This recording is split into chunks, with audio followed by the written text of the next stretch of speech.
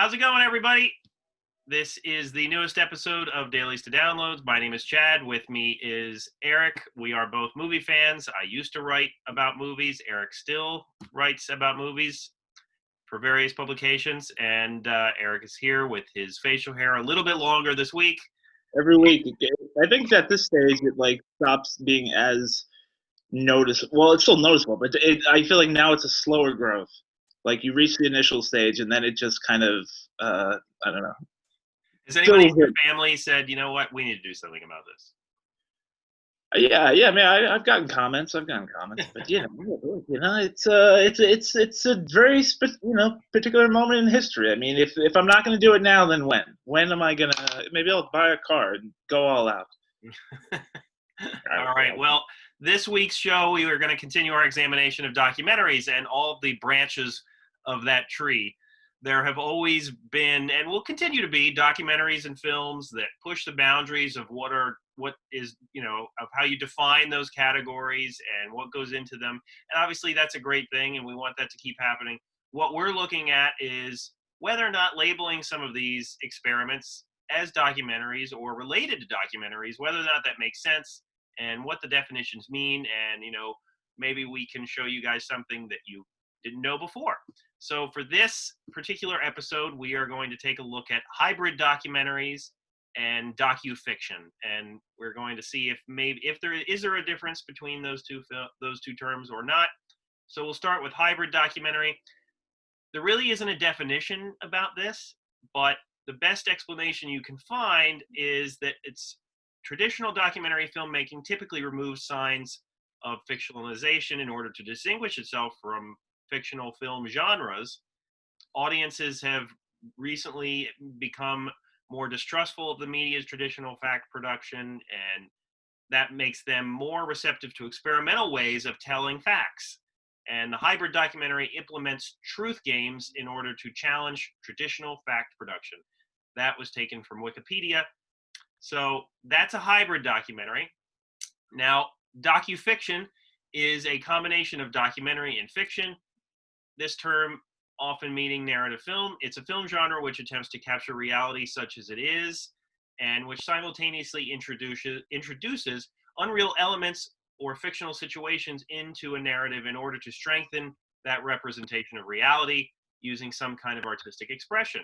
So, basically it's a documentary mixed with fictional elements. And there's also a third term, which is kind of related to docufiction, which is called ethnofiction, which is a blend of documentary and fictional film in the area of visual anthropology. It's a film type in which fictional narrative or creative imagination, often improvising, the portrayed characters or natives play their own roles as members of that ethnic group. So, Eric, having all that said, have you heard these terms before? Yes. Was it ethno? Was it the? Yeah. Okay, because I've heard at Harvard they have the Harvard Sensory Ethnography Group. The Leviathan and Monica, which is like a specific program in nonfiction. Somewhat anthropology based, and so those I have seen, and I've known some filmmakers who have worked in that genre. Sometimes I feel weird calling it a genre, but it does focus on those actual individual groups, and kind of really a study of them, but also being very much enveloped in their day-to-day life, and it kind of takes over the form. Hybrid is always, I feel like, a word that gets thrown around a lot when you're not sure. It's almost like a catch-all term sometimes, the way it's kind of used, where when you're not exactly sure how to describe some element of performance in documentaries, so you use hybrid. It's and I'm sorry, what was the after hybrid? What was the third? Docufiction and ethnofiction are kind of go hand in hand to a certain degree. Yeah. So I definitely think there are different. The ethnofiction one, definitely I've seen curriculums in universities where you can actually go to become a documentary filmmaker and have an ethnographic field a path that you're taking. So that's definitely something that's really taken on the past 6-7 years. The other ones are probably a little bit more loose, but I've definitely heard of those terms. Yeah. Right. So we'll start off by talking about the act of killing, which is was a really critically acclaimed documentary, and in that documentary, which was great, by the way. It uses fictionalized scenes.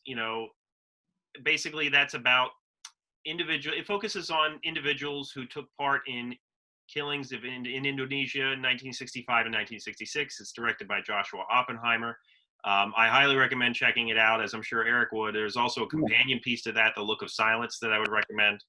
And there's recreations of some of these horrific scenes, and they're part of the documentary. And so the act of killing is labeled under the hybrid documentary category, if it even is one. And to me, though, I don't think that the act of killing, even though it does use these recreations, which are obviously fictional, I don't think that it's trying to get you to believe that those are real.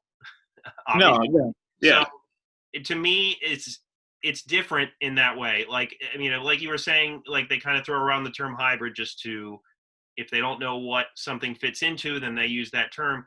To me, this is just a documentary. And, I'll explain why when I talk about a newer one that's out and kind of compare the two, which is The Social Dilemma. I guess that recently just got put out on Netflix.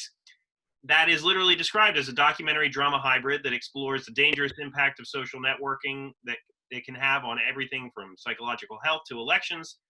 It's basically two overlapping parts where a high school student finds himself dangerously addicted to his phone. And then another one, which is the documentary portion, experts and whistleblowers explain how big tech manipulates its users while harvesting personal information. So in that one too, they are clearly defined parts. Like one is a fictional storyline that they're trying to convey a message. And in the other one, it's talking heads that are explaining something from a factual report. And they're not trying to manipulate you. They're not trying to trick you. And the act of killing wasn't really trying to trick you. So I don't know. Yeah. What do you think, Eric? Because like I just look at those as just documentaries, because by that definition, like if they're hybrid documentaries, then I would say you'd have to label anything that you find on the History Channel as a hybrid in a way. Like if you're watching a History Channel documentary on the Roman Empire and you have talking heads and then you have recreations of Alexander the Great comes on, you're like, what's happening? Like you're not looking at that as if it's real. Like I just watched a documentary series from the History Channel on George Washington, and there's one on Grant, on Grant. They have interchangeable like talking head scenes and acting, but it's a documentary. That's you can clearly define what is a recreation and what's not. Yeah, I feel like that's something that is actually pretty traditional. Like I would be surprised now if people are more taken aback. Like I feel like probably one of our first introductions to like nonfiction, quote unquote nonfiction filmmaking would be the program Unsolved Mysteries, where they would sometimes tell you that it's a dramatization, as if. But I mean, you want to talk about an amazing quote unquote hybrid. Sometimes they would use people actually involved in the case to do the dramatization, which confused 7-year-old Eric, and that is very much in the act of killing kind of line of thinking. Right, Actually, a lot of documentary filmmakers do that stuff. Yeah, using and with the act of killing, using the oppressors to play the victims that they murdered, is a psychotherapy kind of thing. That is kind of the theme of the movie in a lot of ways. So if people were not to get that, then I'd really question if they're just skipping the subtitles or what are they doing? And I mean in that regard, I think when we talk about like a lot of the crime stuff, and like The Thin Blue Line was one of the first ones to really use dramatizations, and even Errol Morris's latest, I think it was latest one. It's on Netflix. It's like 6 hours. It's very good. The Wormwood, which is. There is the documentary section, which is about the son finding out his father was actually murdered or committed suicide, the LSD experiments. But then Peter Sarsgaard is doing these recreations, playing the dad for like these long 15-20 minute segments, and we're kind of bouncing between the two. But at no point is there confusion Right. over what is what, and that is pretty standard traditional filming. So yeah, so I would not apply. I hope people wouldn't really apply hybrid to that, because there's no element of um, disguise or trying to persuade you that what you're seeing is something that you're not in on it. Like, you're very much aware of the element of you know And like when we say, when you mentioned disguise, or I was talking about deceit, that's kind of how I define it. And like what it seems like when I'm reading these definitions and researching these terms is that they are applying these different terms to any documentary that has fictional elements to it in any way. And a lot of them blend together and cross over each other, and it becomes confusing, and I feel like it shouldn't be. And on a side note, I feel like we should bring back the term dramatization. I used to use that in some of my reviews. I haven't Yeah, heard people use that in decades. it feels like a very 80s term. Or like if you were watching a news program, they would have to tell you, like, not a dramatization. Right. Like, like, you're actually watching the real. I don't know. I feel like that was a real TV conceit back in the 80s, of just like always having to have that in the bottom of the screen. And like with Unsolved Mysteries, you'd have to be told at the beginning, this is not a news broadcast. Or Right. Cops was like, this is real cops. Like, that was a big thing, I feel like, of like introducing, for a lot of people, that documentaries. Now it may be a little more common for people to go to the theaters to see documentaries, but even so, it's still probably a small group of people. Unsolved Mysteries was really upfront about it. I Yeah, mean, exactly. like, they were, it was a show. I mean, define it however you will. Like, they were real situations, but they weren't, like if they were doing one on UFOs, like they weren't Yeah, trying yeah, to convince you that it was real. They were presenting the story, and yeah. sometimes they would recreate it. But And where's they Robert did. Stack when you need him to bring back dramatization, right? I'm telling you, that trench coat is and I mean, Netflix now brought the series back in a very cinematic style. Now it's a Yeah. very, very movie kind of vibe. But yeah, Yeah, and then they just kind of fit into true crime documentaries for me. sure. There is a lot. There is a cinematic style to them. I'm not finished with all those episodes yet. I've been trying to stretch it out because I grew up watching the show so much, and I've enjoyed all the ones I've watched so far. But Yeah, they do have a definite, more of a cinematic, artful touch to them, certainly, than when Robert Stack was hosting. Which yeah, yeah, it is what it is, and yeah. obviously these cases, one episode will cover an entire case as opposed to segments. But Yeah, and just one last note about the true crime kind of thing, because I think that's also big again now, as these Netflix series, and also as like podcasts, right? Like these true crime podcasts, and like sometimes you'll have a cast, like actors, recreating scenes. It'll be very non-fictiony narrator, but then they'll go to these segments of the altercation, and they have actors acting it out. And that's right. kind of and you don't really, and it makes total sense to Yeah, and I like you don't think said, anyone's it's confused. traditional. You don't look at Yeah, that in a skewed yeah, way and you say, "Oh man, what's this?" yeah, We've seen it for years. And on that note, cinematic offerings that combine documentary and fiction have been around since film has really begun. One of the earliest recorded examples is Moana, not the movie with The Rock no. or the One of Disney. the earliest examples from 3 years ago is Right. it. Yeah, I don't know if anybody knew that, but yes, Moana with The Rock as Maui. Incredible. That is totally a documentary. But no, there is Incredible. one from 1926, directed by Robert Flaherty, and we talked a little bit about him in the last episode because he also directed Nanook of the North, which was 1922. So yeah, many prominent filmmakers over the decades have titles on their resume that could fit the description of something that combines documentary and fiction and is really hard to put into a category. Fellini has one. I think it's called The Clowns. Uh, you know, Abbas Kiarostami, who I know Eric and I are fans of, he's Mhm. had quite a few efforts throughout his career that push the boundaries of what a standard film is. And, and he wasn't just strictly a filmmaker. He was also a poet and a photographer and lots of other things. But, so he was always trying new things. That was kind of his thing. So, as I said, Moana was an early one. And that documentary, you would have Flaherty going to, the Samoan Islands, and he would spend a lot of time with those natives, but then he would stage certain scenes. And like in Nanook of the North, there were scenes that were in that movie that the natives hadn't done in a long time. So he would stage these things for the purposes of making a film. And so then it begs the question, like, what are we watching if we're not watching something that those people are doing now? And so I'm going to go over just a couple of films here that, just to kind of illustrate the points we're trying to make. One is called Man of Iran from 1934. It's an Irish fictional documentary, also ethnofiction, shot, written, and directed again by Robert Flaherty, about a life on the Aran Islands off the western coast of Ireland. It portrays characters living in pre-modern conditions, documenting their daily routines, such as fishing off high cliffs, farming, etc.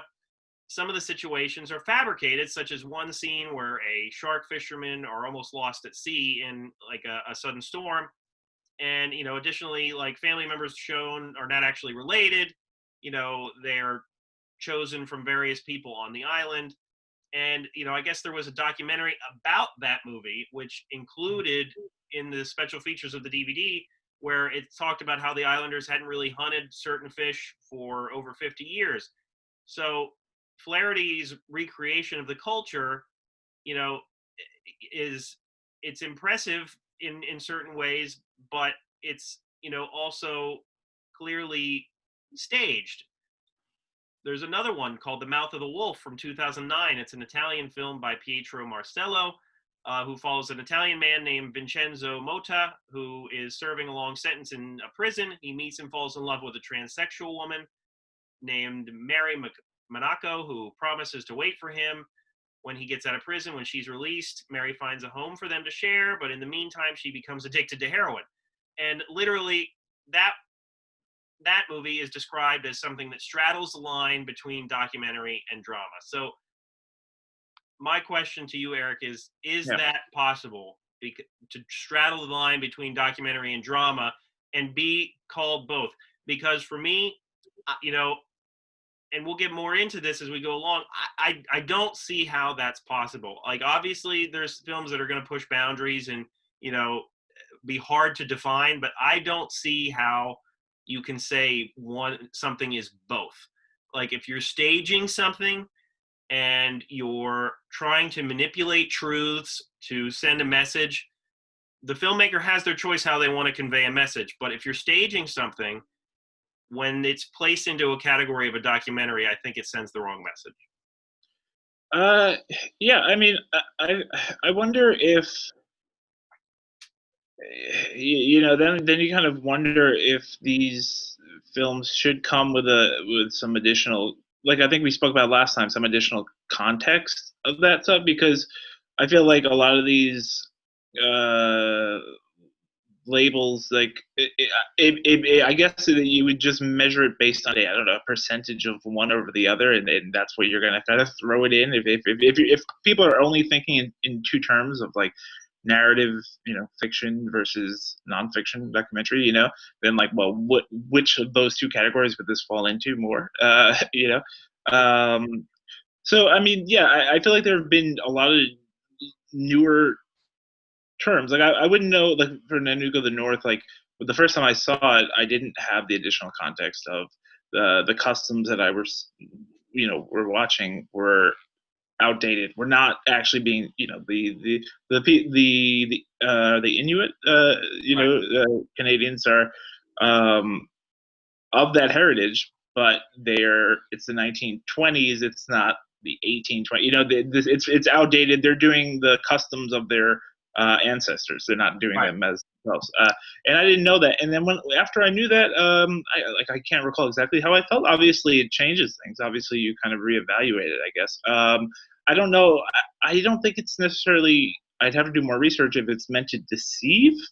I mean, that was a big hit for him. So yeah, when that really became a success for him, he continued that trend for like throughout his career. Like, he's known as one of the fathers of docufiction, and Moana was not as big of a success for him, because it didn't really have the drama that Nanook of the North did, but it was the same sort of thing. And I guess what I read was that there was the first person to really coin it in a documentary as a documentary, Moana, that was a movie critic. So, I think that a lot of these filmmakers, and we'll, talk, especially I would consider, some of Kiarostami's works, I don't think they're going into it necessarily thinking, I'm going to make a documentary and this is how I'm going to do it. I get the sense that they want to make a film. This is how they've chosen to make the film. Mm-hmm. It's going to combine elements of various genres and, approaches. And, whatever people say about it is what they say about it.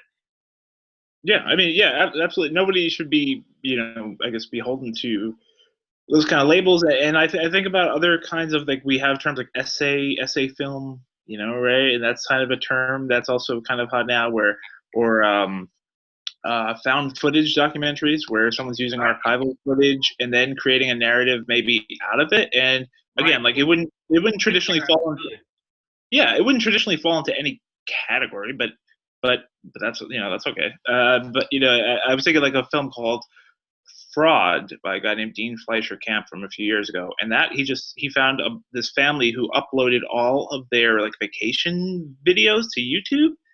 And it was public, and then he like used these videos and like repurposed them, edited them, in a suggestive way that it made it seem like they were actually these criminals. And when they have fireworks for 4th of July, it actually looks like they've set the house on fire for the insurance money and they're leaving the country. All these things that come as a result of the editing and stringing together the footage in a new repurposed way, which is pretty cool as well. And again, like, I feel like, if you're applying for maybe grants or festivals and stuff, you're going to say it's a nonfiction documentary kind of, obviously, with many caveats and with many,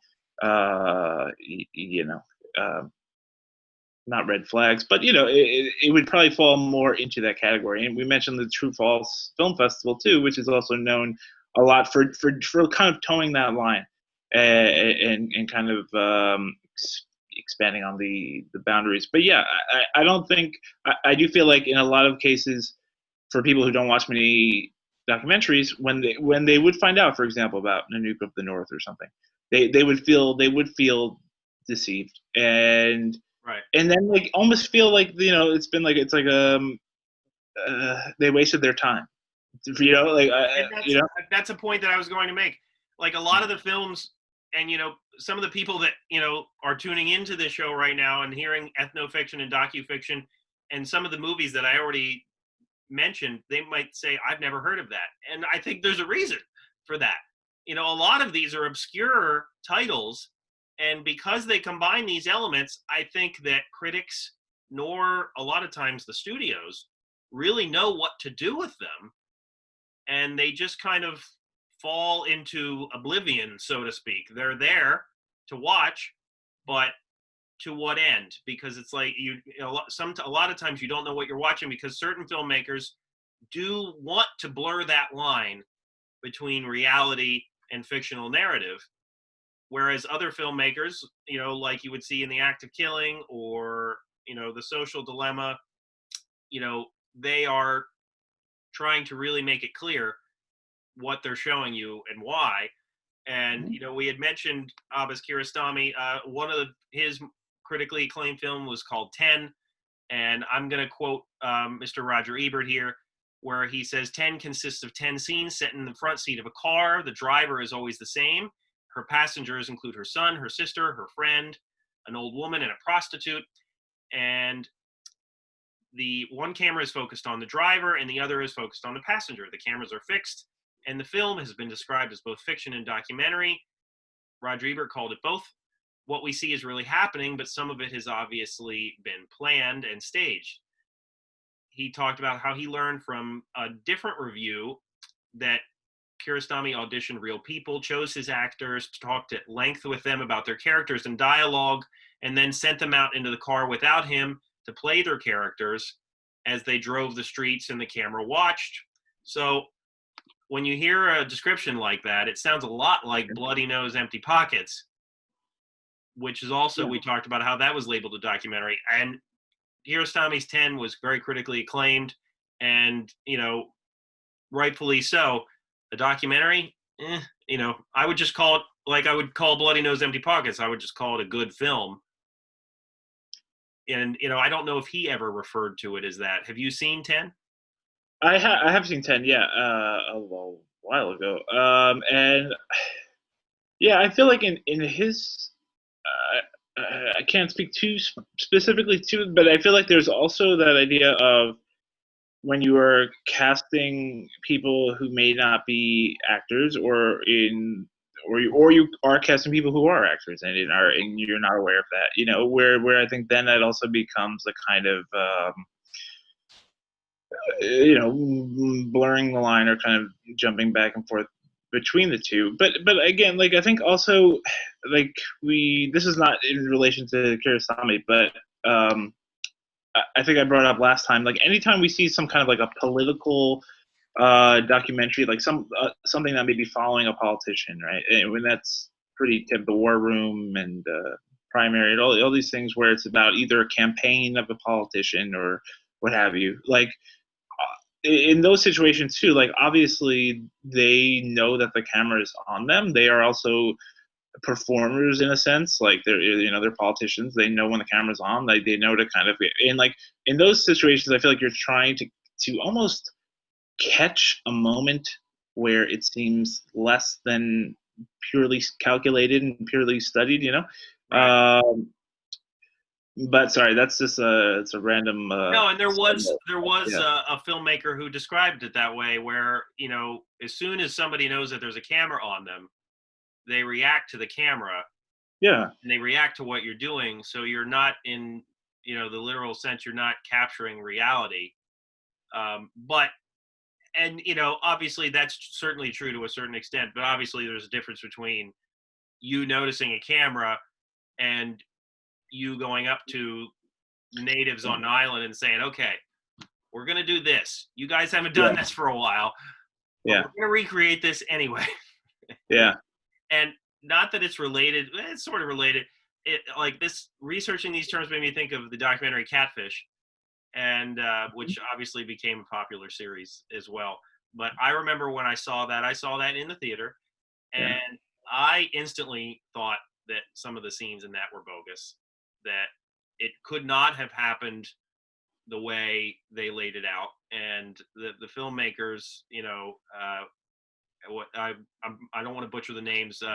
With Ariel Schulman, Juiced and Henry Juiced, something like and Ariel Schulman, like that. they Yeah, react very harshly when anybody challenges them on the authenticity of the documentary. But it's very clear that whatever they found out, they prepped some of these people, and it was certainly staged to a certain extent. and that is kind of a fascinating example of like how that movie was such a it was a thing, when it came out, and like they had like a cool trailer. It almost looked like a horror movie. Like you didn't know what it was really about, and it was like, don't give away the secrets, whatever. Well, it wasn't all that shocking, but it's kind of amazing how that term catfish became a people. It's a real part of the lexicon of people's vocabulary, and now yeah, like it's an MTV series where it's I haven't really watched full episodes, but it looks like any nuance that the film had is gone. Like it's just we're gonna go find this person who ghosted you and did you wrong, and we're gonna get in the Right. car with our cameras, and it just seems like it's a typical MTV. uh so there is a difference, I guess, in terms of the filmmaking between the movie and the show, which is definitely a more reality, what we typically consider reality TV Right, and format. what? To be fair, I have not watched the show.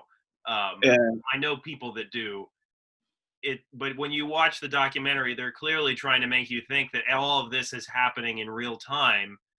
yeah, And like you were saying, they have this very thriller aspect about it. But it's like it's the it's best of. clearly when they're trying to. I remember instantly when I got out of the theater, and I thought it was interesting at first, but when you look into it and you see, okay, wait, people are starting to debate whether or not this is all real. it really kind of lets the air out of you as a person and a movie watcher, like, at least to a certain extent. And if there are people out there who, when they learn stuff like this, they think to themselves, "Oh well," and they can move on, please let us know, why you feel that way. It is. I just want to say too that it is kind of funny in telling in a way that after the success of Catfish, their first big like Hollywood job was Paranormal Activity 3, which, hey, if I show it to my mom, she'll say it's a documentary. She's not gonna, she's not gonna know. If you don't have that context, I mean, think about how people debated the Blair Witch, and how that viral marketing of a website made us think that this is a real found footage kind of thing. And it's kind of funny that they went from a documentary to making this faux documentary, Paranormal Activity, done in the same style of handheld lo-fi camera work, but with obviously a fictional ghost story. Yeah, no, absolutely. And faux documentaries and mockumentaries, those will be our categories for next week, because that's a whole nother section to dive into. And I don't know. So to conclude this, I will mention there was a film I didn't get a chance to watch called Tarnation, which is a documentary. I'm gonna probably butcher the gentleman's last name. Couette, I believe, is his last name, and he made a documentary about his mentally ill mother. And basically he had VHS tapes and all sorts of old footage of himself growing up, and so he kind of edited all that together and also recreated certain parts of his life into a documentary. And that was also labeled a hybrid. That's the reason I mentioned that. So by all means, check some of these films out. Let us know what you think. But to wrap this up, Eric, what do you think? Should I broaden my definition of what a documentary is, or how these movies are described as a hybrid? Or I don't know. should they really refer to as docudramas? I don't know. Maybe I'm taking the terms too literally, but a part of me feels like labeling something docufiction kind of low key gives the filmmaker too much credit. Well, and sometimes I feel like the label, like the more, like, I understand the reason for like additional labels, but I also wonder if it also just gets us further and further away from like actually, like we talked about how people say hybrid and it's just people doing dramatizations. It's like we don't need a term. Like I think viewers are probably more sophisticated in like, I don't know. I feel like we're a little bit more accustomed to that kind of stuff now, where I don't feel like there would be that much confusion. I mean, there are also kind of documentaries where it'll be like a shot on film and it's one reel, and or it's Warhol doing a 45-minute one shot of a guy getting fellatio, and the camera's just rolling, and like, okay, what are you going to call that? Documentary? Well, I mean, technically, I don't know, like Something. it's something. I mean, it's he might be acting a little bit, but it seems like he's enjoying it. But so like maybe in those kind of like, I missed that one. you're seeing it all, said it to you. But I do think like some documentary filmmakers also have now turned to like doing like gallery shows in museums, because it'll be like installations that are just you can come and you can enter and leave at any time, and it's kind of like on a loop, Right. because that'll be another part of doing a what was the one from like a decade ago, Christian Mark of the Clock, which was a 24-hour cycle of movie scenes with the actual time that it was actually while you were there from a movie scene in a movie. Like, like, yeah, maybe a little more context for some people so they're not unknowingly no clue of what they're getting themselves into. But then you're probably not just getting random people off the street coming to these things anyway, I would imagine. Like, if you look around at the crowds, they're usually, I don't know. You get avid moviegoers, critics, going to watch some of these genres. Like, the casual moviegoer would probably, I'll watch this true crime doc, or absolutely, or Michael Moore, or Ken Burns, or whoever has a new documentary out. I'll watch that. Those are some of these more popular names or approaches. For some of these filmmakers to bring out some of these obscure works, you really have to look for them to Yeah, find. and then there will always be those kind of things in between. Like this just came to my mind because I was just reading about how they just surprisingly filmed the sequel, Borat, where it was obviously an actor but interacting in real situations, right? But again, like even since the time that movie came out to now, I think our society is much more accustomed to that kind of thing. Like the kind of man with a billy on the street, the people with a microphone, kind of, like that's its own thing. I don't know what you would call it, but it's obviously part, the rise of Jackass and things like that. Where again, like I think we have this. We now have a whole thing where we just say reality TV, Right. and I mean, just watch some Real Housewives and tell me how staged that stuff is. Yeah, to call it reality TV, and I feel like a lot of articles talk about how that's not accurate in any way. Absolutely, yeah. It just seems like that. I think that's what people love now because it's also cheap to produce. Like it's easy to make these things, Right. and obviously, anyone with half a brain can know that these are staged situations and looking for Right, and a lot conflict. of them have talked about it after their shows have been over. Yeah, Like yeah, the Osbournes, and I know Hulk Hogan has talked about it. How he was, yeah, they would give us these situations and we would go forth. yeah. You can. It's not subtle. Like the Right. Jersey Shore and all these kind of things, and then they try to get agents to become celebrities in other ways, but it's just always. So I don't know. Like I think I'm glad that that in a way our culture I feel like is more receptive to what they think is nonfiction, Right. and some people will be like, oh, I only like that now. So I do think that distinctions are necessary, but I do feel like their documentary will sometimes get, I don't know, if attacked or like debated a little bit more than like if we're gonna do those kind of distinctions, then like is Avatar not an animated film? Like is Avengers not an animated movie? You know what I mean? Like Right. eventually, if we're gonna start having all these signifiers, then like any CGI is that making an animated movie? Like I think It's going to sometimes. be hard to fit all these films into specific categories, is what you're. Yeah. I mean, I'm just going back to no labels for anything. You just sit down in a darkened theater. We turn on the little projector, and whatever happens happens. But yeah, We I like do what think we that like. exactly there are reasons for distinctions, and everybody, I'm sure you'll agree with any movie. It's good to have some like context, either before or after, whatever you want to read up on or whatever. Right. It's always rewarding one way or the other, whether you like it or you don't. And you know what? I love when filmmakers, documentarians, whoever, when they really try to experiment and think outside the box. I think that's a cool thing. My whole thing is simply when I feel like I'm being lied to, or I feel like somebody's trying to pull the wool over my eyes. That to me is a different thing. When somebody's trying to show me a documentary and say, this is real, this is how it happens, period, the end, and it's not, and they're not Yeah, giving us the full story, or they're even staging sequences or telling yeah. actors to do it. It's like, okay, you can convey a message, but how, the way you're doing it might need to be fine tuned. Well, the next 6 weeks, 7 weeks are going to be really rough. Let me tell you. Until November 3rd, it's going to be even. We're gonna.